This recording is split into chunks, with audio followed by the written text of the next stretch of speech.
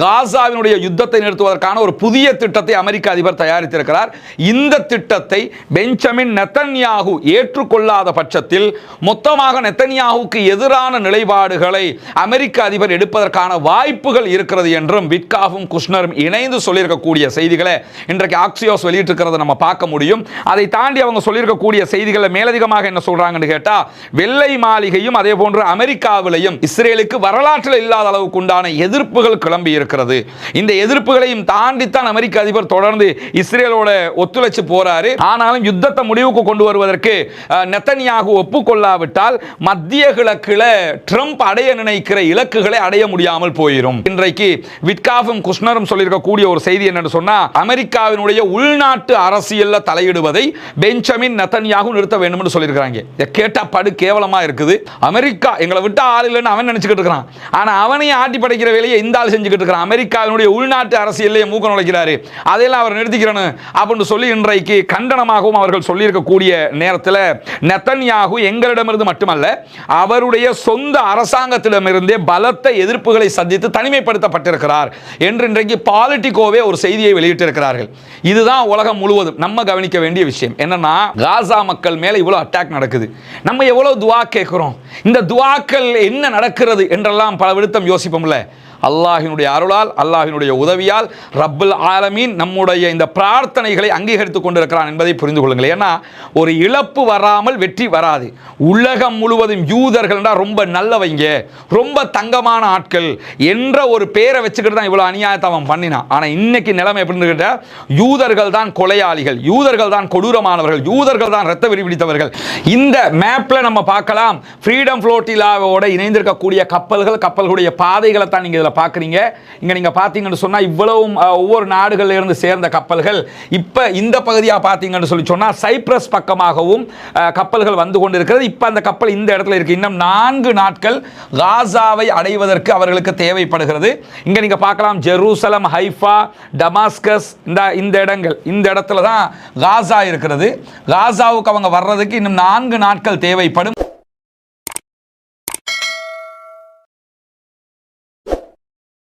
அஸ்ஸலாமு அலைக்கும் வரஹ்மத்துல்லாஹி வபரகாத்துஹு. அன்பிற்கினிய சகோதர சகோதரிகளை நம் அனைவர் மீதும் ஏக இறைவனுடைய அமைதியும் கருணையும் உண்டாகட்டுமாக என்கிற உயரிய பிரார்த்தனைகளோடு பாலஸ்தீனத்தினுடைய காசா பகுதிகள் மீதான இஸ்ரேலிய ஆக்கிரமிப்பு இராணுவத்தினுடைய தாக்குதல்கள் 724வது நாளாகவும் இன்றும் தொடர்ந்து வரக்கூடிய இந்த சூழல்ல பாலஸ்தீனத்திலும் பாலஸ்தீனத்தை ஒட்டிய காசாவினுடைய பெருநிலப்பரப்பிலும் அதையொட்டி சர்வதேச மன்றத்திலும் என்னவெல்லாம் நடக்கிறது என்கிற இன்றைக்குரிய சம்பவங்களையும் செய்திகளையும் தான் நாம் பார்க்க இருக்கிறோம். இந்த வீடியோ ரெக்கார்ட் பண்ணுகிற இந்த தருணத்தில் அமெரிக்க அதிபர் டொனால்ட் ட்ரம்புக்கும் இஸ்ரேலிய பிரதமர் பெஞ்சமின் நெத்தன்யாகுக்கும் இடையிலான ஒரு முக்கியமான சந்திப்பு நடைபெற்று வருகிறது. அது காசாவினுடைய யுத்தத்தை நிறுத்துவது தொடர்பான ஒரு முக்கியமான பேச்சுவார்த்தை. அந்த பேச்சுவார்த்தைகளில் என்ன நடைபெறுகிறது, என்னென்ன சம்பவங்கள் நடைபெற்றிருக்கின்றன என்பதை ஒரு தனி வீடியோ நம்ம பார்க்க இருக்கிறோம். ஏன்னா இப்ப பேச்சுவார்த்தை நடத்துவாங்க, அதுக்கு பிறகு டின்னர் இருக்குது, டின்னருக்கு பிறகு தான் பத்திரிகையாளர்கள் அவங்க சந்திக்கிறதாக சொல்லியிருக்கிறாங்க. எனவே அந்த செய்திகளை தனியான ஒரு வீடியோவாக நம்ம பார்க்க இருக்கிறோம். அதே நேரத்தில் அது தொடர்பாக அமெரிக்காவினுடைய நிலைப்பாடுகள் என்ன என்பது வெளியாக இருக்கிறது. அவற்றை இன்றைக்கு நாம் பார்ப்பதற்கு முன்பதாக எனக்கு பின்னால் தெரியக்கூடிய இந்த காட்சியை நீங்க பார்த்தீங்கன்னா, யுஎஸ் ஏர்ஃபோர்ஸ் உடைய விமானங்கள் தான் இங்கே காட்சிப்படுத்தப்பட்டிருக்கிறது. இது அமெரிக்காவில் இருக்கக்கூடிய விமானத்தளம் கிடையாது. இது ஸ்பெயின்ல இருக்கக்கூடிய விமானத்தளம். ஸ்பெயின்ல 2 விமானத்தளங்களை அமெரிக்கா அமைத்து வைத்திருக்கிறது. அமெரிக்க ஸ்பெயின் இணைந்து நடத்தக்கூடிய விமானத்தளங்கள் அந்த இரண்டுமே. இந்த 2 விமானத்தளங்களில் இருந்தும் அதே போன்று ஸ்பெயினுடைய எந்த ஒரு துறைமுகங்களில் இருந்தும் இஸ்ரேலுக்கான ஆயுதங்களை யாரும் கொண்டு போகக்கூடாது என்று ஆல்ரெடி ஸ்பெயின் வந்து தடை விதிச்சிட்டாங்க. இஸ்ரேலோடு அவங்க செய்து கொண்டிருந்த ஆயுத ஏற்றுமதிகள் எல்லாத்தையுமே டோட்டலாக கேன்சல் பண்ணிட்டாங்க. இன்றைய தினம் அவங்க அதிரடியாக கெத்தாக நெஞ்ச நிமித்தி செஞ்சிருக்கிற வேலை என்னன்னு கேட்டா, ஆல்ரெடி 1988 அதே போன்று 2002 ஆகிய காலகட்டங்களில் ஸ்பெயினுக்கும் அமெரிக்காவுக்கும் இடையில ஒரு ஒப்பந்தம் இருக்கிறது. இந்த ஏதாவது ஒரு பிரச்சனை வந்தா நம்ம 2 பேருமே சேர்ந்து சமாளிக்கணுங்கிற விதமான ஒப்பந்தம் அது. அந்த ஒப்பந்தத்தில் இருக்கக்கூடிய ஒரு பகுதி என்னன்னு கேட்டா, ஸ்பெயின் தன்னுடைய நாட்டுக்கு பாதகமானது என்று எதையாவது தீர்மானித்தால் அல்லது எங்களுடைய நாடு இப்படித்தான் முடிவெடுக்கிறது என்று சுயாதீனமாக ஒரு முடிவை எடுத்தால் அந்த ஒப்பந்தம் 1988 ஒப்பந்தம் மாதமோ அல்லது 2002ஆம் ஆண்டு போடப்பட்ட ஒப்பந்தங்களோ அதனை கண்ட்ரோல் பண்ணாது என்பதுதான் அந்த ஒப்பந்தத்தினுடைய விதி. அந்த விதி பிரகாரம் அமெரிக்காவினுடைய ஸ்பெயின்ல இருக்கக்கூடிய ராணுவ தளத்தில் இருந்து இஸ்ரேலுக்கான ஆயுதங்கள் ஏற்றுமதி செய்யப்பட இருந்தது. விமானம் மூலமாக கொண்டு போக இருந்தாங்க, அதே போன்று ஸ்பெயினுடைய துறைமுகம் வழியாகவும் கொண்டு போக இருந்தாங்க. அத்தனைக்கும் தடையை விதித்திருக்கிறது ஸ்பெயின். அமெரிக்காவே நினைத்தால் கூட எங்களுடைய நாட்டுக்குள்ள இருந்து உங்களுடைய ஆயுதத்தை கூட கொண்டு போய் இஸ்ரேலுக்கு கொடுக்க கூடாது, எங்களுடைய துறைமுகத்தை பயன்படுத்தக்கூடாது, எங்களுடைய விமான தளங்களை நீங்க பயன்படுத்தக்கூடாது, நீங்க அமெரிக்காங்கிறதுனால நினைச்சதெல்லாம் உங்க நாட்டுக்குள்ள பண்ணிக்கிறேன்னு எங்க நாட்டுக்குள்ள பண்ணக்கூடாது என்று சொல்லி இன்றைக்கு ஸ்பெயின் மிக தெளிவான ஒரு முடிவை எடுத்துக்க. ஸ்பெயினுடைய நடவடிக்கையெல்லாம் நம்ம பார்க்கும்போது உண்மையிலே ஆச்சரியமா இருக்குது. ஒரு அரபு நாட்டுக்காரனுக்கு இல்லாத இரக்கமும் பாசமும் காசா மக்கள் மேல காட்டுவதை தாண்டி கெத்தாக அமெரிக்காவுக்கு எதிராகவே அவங்க நிற்கிறாங்க. பாலஸ்தீனை தனி நாடாக அங்கீகரிக்கிறாங்க. பாலஸ்தீனம் தொடர்பான நிறைய முடிவுகளை யூரோப்ல உச்சமாக நின்று எடுக்கக்கூடியவங்க யாருன்னு கேட்டா ஸ்பெயினாகத்தான் இருக்கிறாங்க. அரபு நாடுகளே ஈரானுடைய வார் நடக்கும் போது அவர்களுடைய ராணுவ தளங்களை ஈரானுக்கு எதிராக பயன்படுத்துவதற்கு அனுமதித்திருந்த நேரத்தில் இன்றைக்கு ஸ்பெயினுடைய நடவடிக்கைகளை பார்க்கும்போது ஆச்சரியமாக இருக்கிறது. உண்மையிலே அமெரிக்காவுக்கே இந்த தடையை ஸ்பெயின் விதித்திருக்கக்கூடிய சூழல்ல இன்றைக்கான பேச்சுவார்த்தைகள் தற்போது அமெரிக்க அதிபருக்கும் நெத்தன்யாகுக்கும் இடையில அமெரிக்காவினுடைய வெள்ளை மாளிகையில் ஆரம்பித்திருக்கிறது. இந்த பேச்சுவார்த்தைகள்ல என்ன நடக்க போகிறது என்பதை நம்ம தனியா பார்க்க இருக்கிற அதே நேரத்தில் இஸ்ரேல் தொடர்பான பல முக்கியமான செய்திகள் வெள்ளை மாளிகை இன்றைக்கு வெளியிட்டிருக்கிறது. குறிப்பாக இஸ்ரேலோடு தொடர்ந்து பேச்சுவார்த்தை நடத்தி கொண்டு வந்தவர் தான் விட்காஃப். அவர் வெள்ளை மாளிகையினுடைய தூதுவர், அமெரிக்க அதிபருடைய தூதுவர். அவர் தான் தொடர்ந்து இஸ்ரேலோட இந்த பிரச்சனை தொடர்பாக பேசி வந்தவர். அதே நேரத்தில் குஷ்னர் என்கிறவர் தான் முழுவதுமாக அரபு நாடுகளோட பேச்சுவார்த்தை நடத்தி வந்தார். இந்த ரெண்டு பேருமே விட்காஃபும் குஷ்னரும் இஸ்ரேலோடு வெறுப்படைந்திருக்கிறார்கள், விரக்தி நிலையை அடைந்திருக்கிறார்கள் என்று வெள்ளை மாளிகையினுடைய தகவல்கள் இன்றைக்கு வெளியாக இருக்கிறது. குறிப்பாக காசாவினுடைய யுத்தத்தை நிறுத்துவதற்கான ஒரு புதிய திட்டத்தை அமெரிக்க அதிபர் தயாரித்திருக்கிறார். இந்த திட்டத்தை பெஞ்சமின் நெத்தன்யாகு ஏற்றுக்கொள்ளாத பட்சத்தில் மொத்தமாக நெத்தன்யாகுக்கு எதிரான நிலைப்பாடுகளை அமெரிக்க அதிபர் எடுப்பதற்கான வாய்ப்புகள் இருக்கிறது என்றும் விட்காஃபும் குஷ்னரும் இணைந்து சொல்லியிருக்கக்கூடிய செய்திகளை இன்றைக்கு ஆக்சியோஸ் வெளியிட்டிருக்கிறத நம்ம பார்க்க முடியும். அதை தாண்டி அவங்க சொல்லியிருக்கக்கூடிய செய்திகளை மேலதிகமாக என்ன சொல்றாங்கன்னு கேட்டா, வெள்ளை மாளிகையும் அதே போன்று அமெரிக்காவிலையும் இஸ்ரேலுக்கு வரலாற்றில் இல்லாத அளவுக்கு உண்டான எதிர்ப்புகள் கிளம்பி இருக்கிறது. இந்த எதிர்ப்புகளையும் தாண்டித்தான் அமெரிக்க அதிபர் தொடர்ந்து இஸ்ரேலோட ஒத்துழைச்சு போறாரு. ஆனாலும் யுத்தத்தை முடிவுக்கு கொண்டு வருவதற்கு நெத்தன்யாகு ஒப்புக்கொள்ளாவிட்டால் மத்திய கிழக்குல ட்ரம்ப் அடைய நினைக்கிற இலக்குகளை அடைய முடியாமல் போயிடும். ட்ரம்பை பொறுத்தவரையில் இன்னொரு எலெக்ஷனுக்கு அவருக்கு போக முடியாது. போறதா இருந்தால் அவங்கள கான்ஸ்டிடியூஷனையே மாற்றணும். ஸ்ரீலங்காவில் நம்ம முன்னாள் அதிபர் மஹிந்த ராஜபக்ச செஞ்சார்ல, அதிபர் தேர்தலில் 2 தடவை தான் ஒருவர் போட்டியிட முடியும். அவர் என்ன பண்ணாருன்னு கேட்டால் 18வது அரசியல் சீர்திருத்தத்தை கொண்டு வந்து அவர் என்ன பண்ணார்னா 19வது அரசியல் சீர்திருத்தத்தை கொண்டு வந்து அதை மாற்றி 3வது முறையும் போட்டியிடலாம்னு தான் அவர் போட்டியிட்டார். மைத்ரி மஹிந்த போட்டி வந்ததா இல்லையா? இந்த மாதிரி அமெரிக்காவில் 2 முறை தான் போட்டியிட முடியும். 2வது தடவை தற்போது அதிபராக அமெரிக்க அதிபர் டொனால்ட் ட்ரம்ப் இருக்கிறாரு. அவர் 3வது முறையும் தேர்தலில் போட்டியிடணும்னு சொன்னால் இந்த கான்ஸ்டிடியூஷன் எல்லாம் மாற்றணும். அதெல்லாம் அமெரிக்காவில் எந்த அளவுக்கு சாத்தியம்ங்கிற கேள்விகள் இருக்கிற காரணத்தினால அவர் என்ன நினைக்கிறாருன்னா, அமெரிக்காவை முழுவதுமாக சேஞ்ச் பண்ணினது நான் தான், பொருளாதாரத்தில் சேஞ்ச் பண்ணிட்டேன், அதை பண்ணிட்டேன், இதை பண்ணிட்டு எனக்கு எல்லா பெருமையும் எனக்கு தான் வரணும்னு நினைக்கிறாரு. பிளஸ் என்னன்னு கேட்டா அமைதிக்கான நோபல் பரிசும் அவருக்கு கிடைக்கணும்னு நினைக்கிறாரு. ஏன்னா பணம் இருக்குது, செல்வாக்கு இருக்குது, அமெரிக்காவோட அதிபர், இதை தவிர அவருக்கு இந்த உலகத்தில் ஒண்ணுமே இல்லை என்கிற நிலையில், ஏன்னா அனைத்து நாடுகளையும் கட்டி ஆளுகிற ஒரு பவர் அவர் கையில் இந்த உலகத்தில் இருக்கிற போது அவருக்கு கடைசியா என்ன தேவை? அந்த பெருமை, கௌரவம், கர்வம் மட்டும்தான் அவருக்கு தேவை. அதெல்லாம் அடையணும்னா காசாவினுடைய வார் நிற்கணும். அதை தாண்டி அரபு நாடுகளில் சப்போர்ட் கிடைக்கணும். அவங்ககிட்ட தான் காசு இருக்குது, அவங்களோட காசு, அவங்களோட கொடுக்கல் வாங்கல் எல்லாமே இருக்கிற காரணத்தினால இதை எல்லாம் செய்யணும்னா இந்த யுத்தத்தை நிறுத்தி ஆகணுங்கிறது பெரும் பிரச்சனையாக அமெரிக்க அதிபர் டொனால்ட் ட்ரம்புக்கு மாறி இருக்கிறது மட்டுமல்லாம, இந்த குஷ்னரும் விட்காஃபும் ஏன் பொறுமை இழந்து வர்றாங்கன்னா, இடையில எல்லா பேச்சுவார்த்தையும் அழகா வந்துகிட்டு இருக்கும் போது திடீரென கத்தர் மேல பெஞ்சமின் நெத்தன்யாகு தாக்குதல் நடத்தினதுனால கத்தர் பேச்சுவார்த்தைக்கு கத்தரை கொண்டு வர்றது பெரிய சிரமமாக இருக்குது. 2வது அரபு நாடுகள்லாம் எங்களுக்கு சப்போர்ட்டாக இருந்தாங்க, எல்லா அரபு நாடுகளையும் ஒரு லைனுக்குள்ள கொண்டு வந்து விட்டுட்டாரு பெஞ்சமின் நெத்தன்யாகு என்கிற குற்றச்சாட்டுகள்லாம் அமெரிக்கா முன்வைக்கிறாங்க. எது எப்படி போனாலும் அவங்க எல்லாரும் ஒரு மாநாட்டை நடத்திட்டாங்கல்ல, எல்லோரும் ஒரு நிலைக்கு வந்திருக்காங்கல்ல, அதை கொண்டு வந்து விட்டது, பிரிஞ்சு விரிஞ்சு இருந்த அரபு நாட்டையெல்லாம் ஒரு லெவலுக்கு கொண்டாந்து விட்டது யாருன்னு கேட்டால் இவன் செஞ்ச வேலை தான். அதனால எல்லோருமே விரக்தி நிலையில் இருக்கிறதோட சொந்த அரசியல் நலனுக்காகத்தான் இதையெல்லாம் பெஞ்சமின் நெதன்யாகு செய்து வருகிறார் என்று சொல்லி அமெரிக்காவினுடைய வெள்ளை மாளிகை அதிகாரிகளே நம்புகிறார்கள் என்பதை தாண்டி இன்றைக்கு விட்காஃபும் குஷ்னரும் சொல்லியிருக்கக்கூடிய ஒரு செய்தி என்னன்னு சொன்னா, அமெரிக்காவினுடைய உள்நாட்டு அரசியல்ல தலையிடுவதை பெஞ்சமின் நெதன்யாகு நிறுத்த வேண்டும் என்று சொல்லியிருக்கிறாங்க. இதை கேட்டா படு கேவலமா இருக்குது. அமெரிக்கா எங்களை விட்டு ஆள் இல்லைன்னு அவன் நினைச்சுக்கிட்டு இருக்கிறான். ஆனா அவனையும் ஆட்டி படைக்கிற வேலையை இந்த ஆள் செஞ்சுக்கிட்டு இருக்கிறான். அமெரிக்காவினுடைய உள்நாட்டு அரசியலையே மூக்க நுழைக்கிறாரு, அதையெல்லாம் அவர் நிறுத்திக்கிறணும் அப்படின்னு சொல்லி இன்றைக்கு கண்டனமாகவும் அவர்கள் சொல்லியிருக்கக்கூடிய நேரத்தில் அமெரிக்காவினுடைய வெள்ளை மாளிகையினுடைய ஒரு மூத்த அதிகாரியை மேற்கோள் காட்டி பாலிட்டிகோ வெளியிட்டிருக்கக்கூடிய ஒரு செய்தி வெளியாகி இருக்கிறது. நெதன்யாகு எங்களிடமிருந்து மட்டுமல்ல, அவருடைய சொந்த அரசாங்கத்திடமிருந்தே பலத்த எதிர்ப்புகளை சந்தித்து தனிமைப்படுத்தப்பட்டிருக்கிறார் என்று இன்றைக்கு பாலிட்டிகோவே ஒரு செய்தியை வெளியிட்டிருக்கிறார்கள். இதுதான் உலகம் முழுவதும் நம்ம கவனிக்க வேண்டிய விஷயம். என்னன்னா, காசா மக்கள் மேல இவ்வளவு அட்டாக் நடக்குது, நம்ம எவ்வளவு துஆ கேட்கிறோம், இந்த துஆக்கள் என்ன நடக்கிறது என்றெல்லாம் பல விடுத்தம் யோசிப்போம்ல. அல்லாஹினுடைய அருளால், அல்லாஹினுடைய உதவியால் ரப்புல் ஆலமீன் நம்முடைய இந்த பிரார்த்தனைகளை அங்கீகரித்துக் கொண்டிருக்கிறான் என்பதை புரிந்து கொள்ளுங்கள். ஏன்னா ஒரு இழப்பு வராமல் வெற்றி வராது.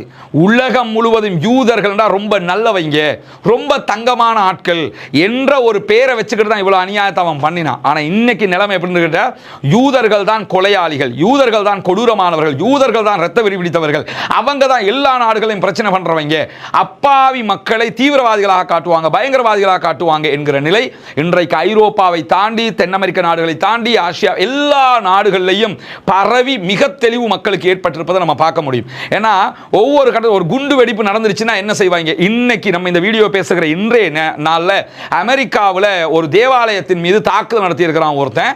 தாக்குதல் நடத்தி பெட்ரோல் குண்டுகளை வீசி இருக்கிறான். அமெரிக்கா தேவாலயம் முழுவதுமாக எரிந்து சாம்பலாகி விட்டது. 4 பேர் கொல்லப்பட்டிருக்கிறாங்க, 8 பேர் படுகாயம் அடைஞ்சிருக்கிறாங்க. தாக்குதல் நடத்தினவனை ஷூட் பண்ணி கொண்டுட்டாங்க அமெரிக்காவினுடைய FBI. இப்போ என்னன்னா, இது மாதிரி ஒரு சம்பவம் ஒரு 2 வருஷத்துக்கு முன்னாடி நடந்திருந்தா முதல்ல ஊடகங்கள் என்ன சொல்லும்?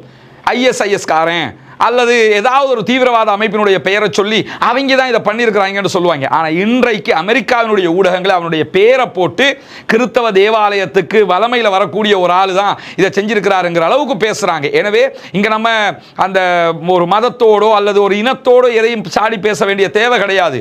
ஏன்னா நமக்கு நடந்தது இன்னொரு இனத்துக்கு நடக்கக்கூடாது எப்பொழுதுமே. ஏன்னா ஒரு சமூகத்தை சேர்ந்த ஒருவன், ஒரு அப்துல்லா ஒரு பிழையை செய்கிறான் என்பதற்காக முஸ்லிம்கள் அத்தனை பேரும் பயங்கரவாதி, தீவிரவாதி, குற்றவாளி என்று அர்த்தமல்ல.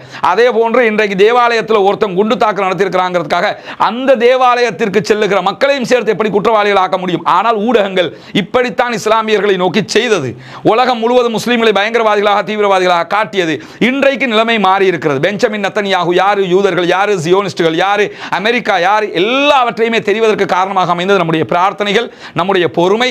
அந்த காசா மக்களுக்கு நடக்கக்கூடிய அநியாயங்கள் உலகம் முழுவதும் தெரிந்த காரணத்தினால பெஞ்சமின் நெதன்யாகு அவருடைய அரசாங்கத்துக்குள்ளேயே தனிமைப்படுத்தப்பட்டிருக்கிறார் என்கிற செய்திகளும் இன்றைக்கு வெளியாகி இருப்பதோடு சேர்த்து முன்னாள் இஸ்ரேலுடைய ஹோம் ஃப்ரண்டினுடைய தளபதி, கட்டளை தளபதி ஒரு செய்தியை இன்றைக்கு மிக அழகாக சொல்லியிருக்கிறாரு.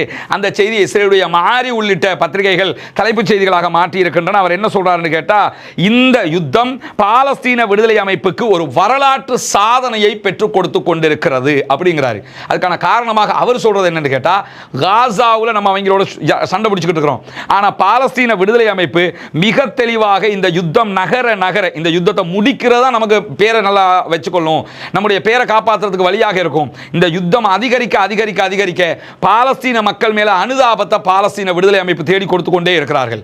பாலஸ்தீனத்தை பற்றிய பேச்சை மேல வச்சுக்கிட்டே இருக்கிறாங்க. எங்க பார்த்தாலும் பாலஸ்தீன், எங்க பார்த்தாலும் காசா, இதை பற்றி உலக நாடுகள் முழுவதும் பேசிக்கொண்டே இருக்கிறார்கள். பாலஸ்தீனுக்கு சுதந்திரம் கொடுக்கணும்னு முழு உலகமுமே இப்போது சொல்லுகிற நிலை மாறி இருக்கிறது. எனவே பாலஸ்தீன விடுதலை அமைப்புக்கு இது ஒரு வரலாற்று சாதனையாக மாறி இருக்கு. நிஜமும் கூட. என்னன்னா, இந்த யுத்தத்தை நீங்க பாருங்க, என்ன தாக்குதல் நடந்தாலும் அதை வீடியோ எடுக்கிறாங்க, அதை வீடியோவாக காட்டுறாங்க. காசாவில் இவ்வளவு அழிவுகள் நடக்குது, இது எல்லாத்தையும் வீடியோன்னு எல்லாத்தையும் இந்த யுத்தம் பண்றதை விட பாலஸ்தீன் விடுதலை அமைப்பு செஞ்ச ஒரு முக்கியமான வேலை என்று கேட்டா, இதை மீடியா மட்டத்தில் ஆர்கனைஸ் பண்ணினது. கரெக்டா அந்த செய்திகள், நமக்கு நடக்கிற அநியாயம் இதுதான், இது எங்க நாடுங்கிறத கரெக்டா கொண்டு போய் சேர்க்கிற வேலையை செஞ்சாங்க. அல்லாஹ்வினுடைய உதவியால அது இன்றைக்கு உணரப்படுகிறது. இஸ்ரேலுடைய ராணுவ தளபதியே அதை இன்னைக்கு சொல்லியிருக்கக்கூடிய காட்சிகளை நம்ம பார்க்க முடியும். கடந்த 24 மணி நேரங்களுக்குள்ளாக 50 180 பேர் காசாவிலே கொல்லப்பட்டிருக்கிறார்கள், ஷஹீதாகி இருக்கிறார்கள். 184 அப்பாவிகள் படுகாயம் அடைந்திருக்கிறார்கள் என்கிற செய்திகளும் வெளியாகி இருக்கிறார். அதே நேரம் நமக்கெல்லாம் தெரியும், ஃப்ரீடம் ஃப்ளோட்டிலா என்கிற ஒரு கப்பல் படையணி காசாவை நோக்கி நகர்ந்து கொண்டிருக்கிறது. இன்றைய நாள் ஏற்பட்டிருக்கக்கூடிய ஒரு டெக்னிக்கல் இஷ்யூ காரணமாக அவர்களுடைய பயணம் இன்னும் 4 நாட்களுக்கு பிறகுதான் அவர்கள் காசாவை சென்று அடைவார்கள் என்கிற செய்திகள் வெளியாகி இருக்கிறது. இந்த மேப்ல நம்ம பார்க்கலாம், ஃப்ரீடம் ஃப்ளோட்டிலாவோட இணைந்திருக்கக்கூடிய கப்பல்களுடைய பாதைகளை தான் நீங்க இதில் பார்க்குறீங்க. இங்க நீங்க பார்த்தீங்கன்னு சொன்னா இவ்வளவு ஒவ்வொரு நாடுகளில் இருந்து சேர்ந்த கப்பல்கள். இப்ப இந்த பகுதியாக பார்த்தீங்கன்னு சொல்லி சொன்னா சைப்ரஸ் பக்கமாகவும் கப்பல்கள் வந்து கொண்டிருக்கிறது. இப்ப அந்த கப்பல் இந்த இடத்துல இருக்கு. இன்னும் 4 நாட்கள் காசாவை அடைவதற்கு அவர்களுக்கு தேவைப்படுகிறது. இங்க நீங்க பார்க்கலாம், ஜெருசலம், ஹைஃபா, டமாஸ்கஸ், இந்த இடங்கள், இந்த இடத்துல தான் காசா இருக்கிறது. காசாவுக்கு அவங்க வர்றதுக்கு இன்னும் 4 நாட்கள் தேவைப்படும். குறிப்பாக இதில் நீங்க போய் ஃப்ரீடம் ஃப்ளோட்டில் ட்ராக் பண்ணி பார்க்கலாம். ட்ராக் பண்ணி பார்த்தா எந்தெந்த கப்பல் வருது, கப்பலுடைய பெயர்கள், எந்தெந்த இடத்துல இருக்கிறாங்க, கப்பலுடைய ஐடி எல்லாமே மிக தெளிவாக போடப்பட்டிருக்கிறது. அவ்வளவு கப்பல்களும் தற்போது காசாவை நோக்கி வந்து கொண்டிருக்கின்றன. இந்த கப்பல்கள் மீது தாக்குதல் நடத்துவதற்கு தயாராகி கொண்டிருக்கிறது இஸ்ரேலிய ஆக்கிரமிப்பு ராணுவம் என்கிற செய்திகள் வெளியாகி இருக்கிறது. குறிப்பாக இஸ்ரேல் தன்னுடைய நாட்டுக்குள்ளே இருக்கக்கூடிய மருத்துவமனைகளை உசார் நிலையில் வச்சுக்கிட்டு இருக்கிறாங்க என்று சொல்லி தகவல் வெளியிட்டிருக்கிறாங்க. என்னன்னா, நெருங்கும் போது அவங்க மேல அட்டாக் பண்ணுவோம், அட்டாக் பண்ணினா அதில் காயப்படுகிறவர்கள், கொல்லப்படுகிறவர்களை மருத்துவமனைக்கு உடனே கொண்டு வர வேண்டி வரும் என்கிற செய்திகளையும் இஸ்ரேல் இன்றைக்கு வெளியிட்டிருக்கிறார்கள். இதே நேரத்தில் இந்த கப்பல் அணிக்கு பாதுகாப்பாக இத்தாலியினுடைய கடற்படையைச் சேர்ந்த 2 கப்பல்களும் சர்வதேச கடற்பரப்பில் வந்து கொண்டிருக்கிறார்கள். சர்வதேச கடற்பரப்பில் வந்து காசாவுக்குள்ள நுழையும் போதுதான் பிரச்சனைகள் ஏற்படுவதற்கான வாய்ப்புகள் இருக்கிறது என்று சொல்லப்படுகிறது. பொறுத்திருந்து பார்ப்போம் என்ன நடக்கப் போகிறது என்பதை. அந்த மக்கள் பாதுகாப்பாக வர வேண்டும், காசாவுக்குள்ள நுழைய வேண்டும், இந்த கடற்படை முற்றுகை உடைக்கப்பட வேண்டும் என்பதற்கு அல்லாஹ்விடத்திலே பிரார்த்தனை செய்ய மறந்து விடாதீர்கள் சகோதரர்களே. இப்படியான சூழ்நிலையில் இன்றைக்கு காசாவுல ஷாத்தி அகதிகள் முகாம் அருகாமையில் இஸ்ரேலிய ஆக்கிரமிப்பு ராணுவத்தினுடைய சிப்பாய் ஒருவனை கொண்டிருப்பதாக பாலஸ்தீன விடுதலை அமைப்பினுடைய துணை ராணுவ குழு செய்தி வெளியிட்டிருக்கக்கூடிய சூழல்ல மேலதிகமாக அவங்க வெளியிட்டிருக்கக்கூடிய இன்னொரு தகவல் என்ன சொல்லியிருக்கிறாங்கன்னு கேட்டால், காசா நகரத்தினுடைய தாலல் ஹவா பகுதிகளில் பாலஸ்தீன விடுதலை அமைப்பினர் அல் குதுஸ் மருத்துவமனைக்கு அருகாமையில் நடத்திய தாக்குதல்கள் இஸ்ரேலிய ராணுவத்தினுடைய வெஹிக்கிள் மேல அட்டாக் பண்ணி இருக்கிறாங்க. அதிலே உயிரிழப்புகள் ஏற்பட்டிருக்கிற அதே நேரத்தில் இஸ்ரேல் ராணுவத்தில் இருந்து அவங்களே விட்டுட்டு ஓடிய MK-84 வகையான ஏவுகணையை பயன்படுத்தி தான் இந்த தாக்குதல்களை நாங்கள் நடத்தி இருக்கிறோம் என்கிற செய்திகளை சொல்லியிருக்கிறார்கள். அவர்களுடைய ஆயுதத்தை எடுத்து அவர்களுக்கே அட்டாக் பண்ணுகிற வேலையை பாலஸ்தீன விடுதலை அமைப்பினர் சொல்லியிருக்கக்கூடிய நேரத்தில் அட்டாக் பண்ணப்பட்ட இடத்துக்கு அவசரமாக இஸ்ரேலுடைய ஹெலிகாப்டர்கள் வந்து கொல்லப்பட்டவர்களையும் படுகாயமடைந்த இஸ்ரேலிய ஆக்கிரமிப்பு ராணுவத்தைச் சேர்ந்தவர்களையும் அள்ளிக்கொண்டு போனார்கள் என்கிற செய்திகளையும் இன்றைக்கு வெளியிட்டிருக்கக்கூடிய சூழல்ல யமன்ல இருக்கக்கூடிய ஹூத்திகள் அன்சாருல்லா படைப்பிரிவு இன்றைக்கும் இஸ்ரேலை நோக்கி இஸ்ரேலுடைய ஹைஃபா போர்ட் அதே போன்று ஜாஃபா பகுதிகள் மீது இன்றைக்கு ஹைப்பர்சோனிக் ஏவுகணை தாக்குதல்களை நடத்தி இருக்கிறார்கள். இன்றைக்கு யமனுடைய ஹூத்திகள் படைப்பிரிவு வெளியிட்டிருக்கக்கூடிய தகவல்களில் ஹைப்பர்சோனிக் பாலிஸ்டிக் ஏவுகணை மூலம் இன்றைக்கு நாங்கள் குண்டு தாக்குதல்களை நடத்தி இருக்கிறோம், அதே போன்று எங்களுடைய ட்ரோன் தாக்குதல்களையும் நடத்தி இருக்கிறோம் என்று சொல்லக்கூடியவர்கள் பென் குரியன் விமான நிலையத்தை இலக்கு வைத்து தான் இந்த தாக்குதல்கள் நடத்தப்பட்டது. அந்த தாக்குதல்கள் சக்சஸ்ஃபுல்லாக நடந்திருக்கிறது என்கிற செய்திகளையும் சொல்லி இருக்கிறார்கள். நமக்கு தெரியும், இஸ்ரேலுக்குள்ள நடக்கக்கூடிய அடிகளை, வாங்கக்கூடிய அடிகளை வெளியே சொல்ல மாட்டாங்க. ஆனால் தெளிவான அடிகளை யமன்ல இருக்கக்கூடிய ஹூத்திகள் கொடுத்து கொண்டிருக்கிறாங்க. அவங்க அடி கொடுத்து அது வலிக்கல என்று சொல்லி சொன்னா ஹூத்திகள் மேல இஸ்ரேல் அட்டாக் பண்ணவே மாட்டான். திரும்ப திரும்ப ஹூத்திகள் மேல அவங்க தாக்குதல் நடத்துவதற்கான காரணம் என்னன்னா, நம்ம மேல இவ்வளவு தாக்குதல்களை தொடர்ந்து நடத்திக்கிட்டு இருக்கிறாங்களே என்கிறதுக்காகத்தான். எனவே அன்சாருல்லா படைப்பிரிவு தொடர்ந்தும் பாலஸ்தீனத்திற்கு ஆதரவாக இஸ்ரேல் மீது தாக்குதல்களை நடத்தி கொண்டிருக்கிறது என்கிற செய்திகளும் இன்றைக்கு வெளியாகி இருக்கிறது. தொடர்ந்தும் இணைந்திருங்கள் ரஸ்மின் MISC நியூஸ் மற்றும் ரஸ்மின் டாக்ஸ் ஆகிய சேனல்களோடு. காசா தொடர்பான உண்மை செய்திகளை உடனுக்குடன் கொண்டு வந்து தருவதற்கு தயாராக இருக்கிறோம். பாலஸ்தீனம் தொடர்பாக தற்போது அமெரிக்காவினுடைய வெள்ளை மாளிகையிலே அமெரிக்க அதிபருக்கும் இஸ்ரேலிய பிரதமருக்கும் இடையிலே நடைபெற்று வரக்கூடிய பேச்சுவார்த்தைகள் தொடர்பான தனியான வீடியோ அப்டேட்டையும் எதிர்பார்த்திருங்கள். அந்த செய்திகள் வருகிற போது அவற்றையும் உங்களோடு கொண்டு வந்து தருவதற்கு நாம் தயாராக இருக்கிறோம். பாலஸ்தீனம் வெற்றி பெற வேண்டும், பாலஸ்தீனம் சுதந்திரம் அடைய வேண்டும், பாலஸ்தீன மக்களும் நம்மை போன்ற நிம்மதியானவர்களாக மாற வேண்டும், வாழ வேண்டும் என்கிற உயரிய பிரார்த்தனைகளோடு பாலஸ்தீன அப்பாவிகளுக்காக பிரார்த்திக்கிறார். அதே நேரம் இஸ்ரேலிய ஆக்கிரமிப்பு ராணுவத்திற்காக தொடர்ந்தும் குனூத்து நாசிலாவை ஓதுவதோடு ஜனநாயக முறையிலும் பாலஸ்தீன மக்களுக்காக குரல் போமாக வாகிறது. அல்ஹம்துலில்லாஹி ரப்பில் ஆலமீன்.